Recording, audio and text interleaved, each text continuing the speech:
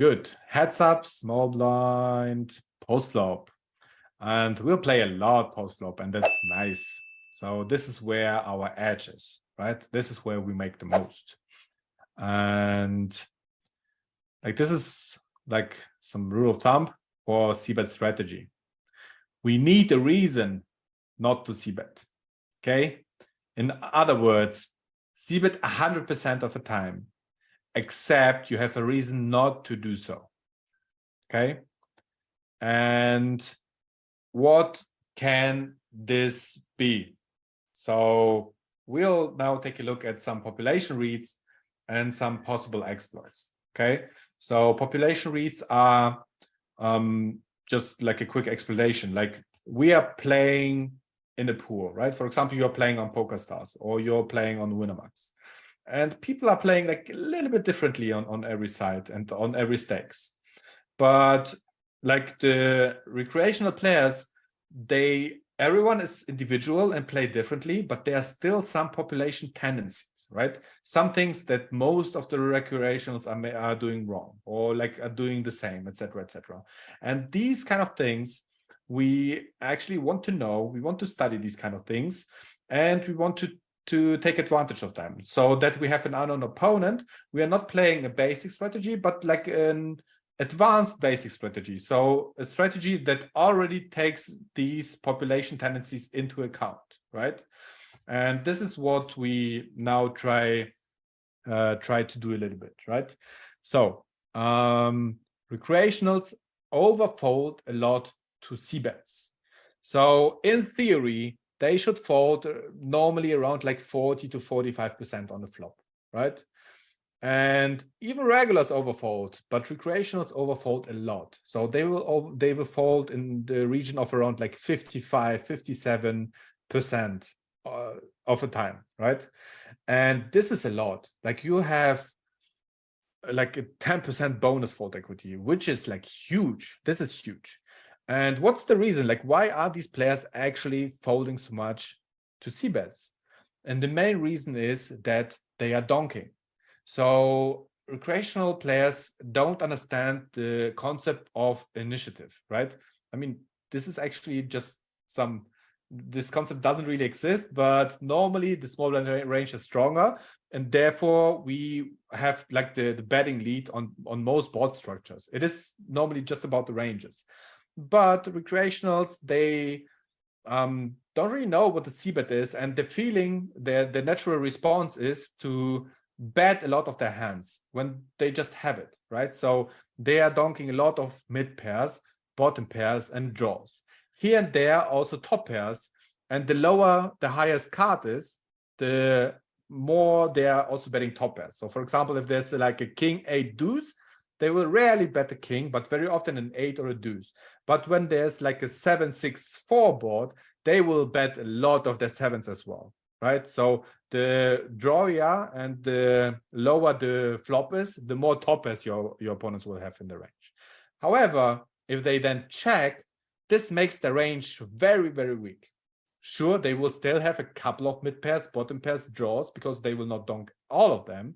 They will have a couple of top pairs. But normally, if they're check calling, they have a lot of like ace highs, king highs, jack highs, some backdoor draws, some random hands. So, and they're just folding the rest. And the calling range is still kind of weak. So, yeah, this is something we need to know. And this is also the reason why we should actually also mathematically proven CBET 100% of the time with these type of players. So there's something called node locking. This is pretty advanced, and I'll just explain it very, very quickly. So there's like the game theoretically optimal plays, and this shows how you should play in theory, like the optimal strategy. However, you can like node lock a strategy. So you can say, for example, to the solver that your opponent is not folding like 45% that he should, but he's folding like 57%. And then he's calculating the best strategy against this opponent. And then the solver is doing almost always the same.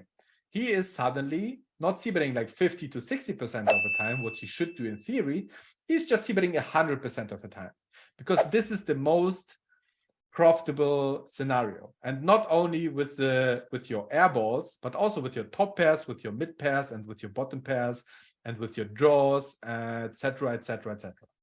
And this is very important. So if you have a c-bet frequency at the moment of around like 70%, and you are playing like $5 stakes or below, then you are definitely not playing the maximum EV strategy at the moment. Okay, but this is very easy to fix, because this is a very easy to execute strategy, right? And that's pretty cool, because the most easy to play strategy is also the most profitable strategy. And this is great, right? And okay, so next point, respect the check raises, because they are very value happy, but good for us, they are pretty rare. So like they are check raising in around 10% of the time. And most of the time it is like a strong draw, a top pair, maybe some here and there, some random hands, but overall it will be very value heavy. They are not really check raising some very good backdoors like regulars might do. And so the check raises are not very like smart. They are just very straightforward and very value heavy. So even though like you should probably call a check raise with the bottom pair with regulars, you should never do that with recreational. And they will bet the turn also almost always, and they will use a big sizing. So fold your bottom pair, fold your mid pair, no kicker. And your top pair probably call one, but if they keep up the aggression with big sizings, they will have you beat. Okay, so be very, very careful. Maybe call your strong draws and hope that you hit. But other than that, you should really overfold your ton yourself. Okay, very important. And yeah, so last but not least, choose the sizing, the c-bet sizing, according to your hand strength. Very important. Because your opponents, they don't really care what sizing you are using. They are calling anyways, or they are folding anyways. And this is true for a lot of board structures, right? So as soon as there are some draws possible, for example, like gut shot heavy boards, right? For example, like a Jack 8-5, right? On Jack 8-5, they can have like 9-7, 10, 10-7, etc. So plenty of gut shots. They will call all of them. So if you are min raising pre-flop and there's a flop like this and you have a strong hand, then you can actually already bet like 3/4 of a pot, and they will just call. They will just call with all of their weak draws. And this is typical for recreationals. They will call way too weak of a hands to way too big of sizings. And this, we need to use this to our advantage, right? So, and I would really play this straightforward. Like I would just use a very small sizing in a limp pot, always just min betting as a bluff. And if you have a strong hand that needs protection, use a 1.5 BB or even like a pot bet sizing. And then you already increase the pot, and then you can, it accumulates, right? So if the pot is bigger on the turn, you can use bigger bet sizes on the turn and make more profit there. And then the river is already bigger, and then you can go all in easily, and you are getting called a little bit more frequently from your opponent. So it all starts actually at the flop, right? So you're using a little bit bigger sizing on the flop, and this adds up to having a very, very profitable situation where you are stacking your opponent. So yeah, choose the sizing of your c-bets according to your hand strength. But this also is true for your bluffs, right? So you're min raising and there's a very dry board, for example, like a queen 7 deuce, and you have king 10, and in the pot there are 4 big blinds, and just bet 1 or maybe 1.5 big blinds as a c-bet. And if you are getting called, you are down with the hand. You're down with the hand. You actually don't want to put pressure on turns or rivers. Your opponents are not really folding on turns or rivers, because if they call the flop, they kind of like the hand, and then they don't like to give up on future streets. So just check back the turn and try to go to showdown, because you still have a little bit of showdown value. Okay, so yeah, like we had it in basically every single coaching, and this is how we should really play, like ABC straightforward value poker. Value bet your hands, with your bluffs just one and done, small sizings, and this will lead to a very, very high win rate with recreationals.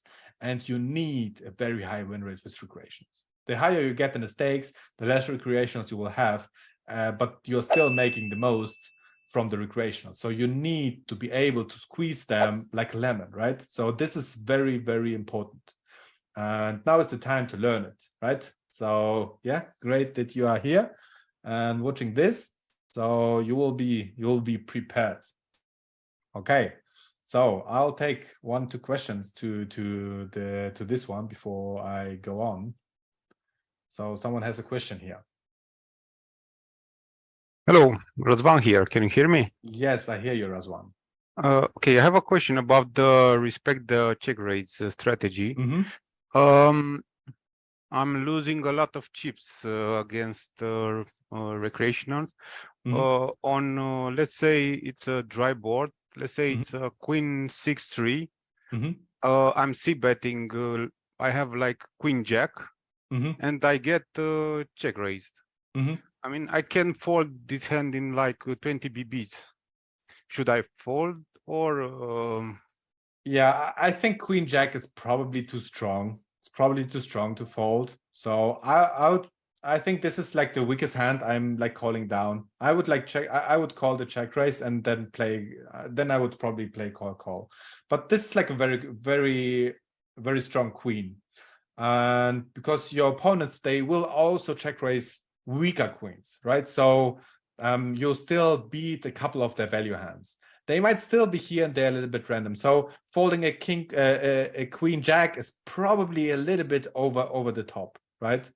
But if you have a hand like it was like queen 6 deuce, something like that, right? If you have a hand like queen 8, then I would call the check raise and hope and pray that he's not continuing with the aggression. Because if he's then like pot betting or betting 3/4 pots on a turn, I can already start folding this weaker top pairs. Yeah. Okay, got it. Thanks. Yeah, good question. Katalin, as a conclusion, do we increase the c-bet frequency from bluff betting only on dry boards to c-bet 100% on heads up? Good question. And my answer is no, on every board. On every board. Also on the 7-6-3, you can c-bet at 100% frequency. And the thing is, like, let's say we are in a heads up pot, right? So in a limp pot, sorry. So we are in a limp pot. The 25% donking frequency is through all over the boards. However, on the low boards, like a 7-6-5, they will have a higher donking frequency. They will donk in around like 40% or something. They will have more top pairs, more draws, open and straight draws, etc., etc. So when they are checking, they will have nothing. They will have a hand like king deuce maybe, and they will fold still a lot to c-bets on these kind of board structures, right? So if they're not donking, then you can safely c-bet. And what I mean, like, you need a reason not to c-bet is, for example, you have a very passive opponent who already folded like 6 out of 6 times, okay? Let's imagine this kind of opponent. So we know if he's checking, he's just folding almost always. And we have then a top pair and like on a very dry board, like king 8 deuce, and we have a king 10 or something like that. I wouldn't c-bet on this one. Like, this is one of the very rare situations where I would go for a slow play because I know, okay, he's folding. So I'm checking. I give him the opportunity to do something silly on turns, which he's probably not doing. But more important, I give him the opportunity to hit something that he can like pay us off afterwards, right? So these are the situations where I'm not c-betting. Or I'm not c-betting if I have a very aggro opponent who is not folding to c-bets, maybe also having a high check raising frequency. Then I'm just checking and going for a delay bet. Delay bet means checking the flop and betting the turn after we got 2 checks, right? Then our opponent's range is even weaker and we have even more fold equity. So yeah, I'll do a couple of smart checks maybe as well. Like we had it also in the 3-way. So for example, like there's a queen, jack deuce, and we have like a jack 3, like mid pair, no kicker, but no need for protection. Like in theory, it's still c-betting in the GTO when you note clock, but like you can do a couple of smart checks with some opponents to yeah, like, because if you're getting called, you have maximum of like one, maybe 1.5 streets of value. Yeah, by the way, we wanted to talk about that as well very quickly, what that means, right? And then I'd rather go for not for the flop as a CBET, but maybe on a turn or on a river. Because again, if I have an opponent who is folding a ton on a queen, jack, jack deuce, and I have just like a very weak value hand, I'd rather check and hope he's hitting something with a 9-6, right? So he's hitting maybe a 9 or a 6, and he's paying us 1 bet. So this is what we hope with our like smart checks. But other than that, as a bluff, you can just do a one and done. Like if you're betting 1 BB, the fold equity you need to make an auto profit is just like around 33%, right? And your opponents will always fold more than that.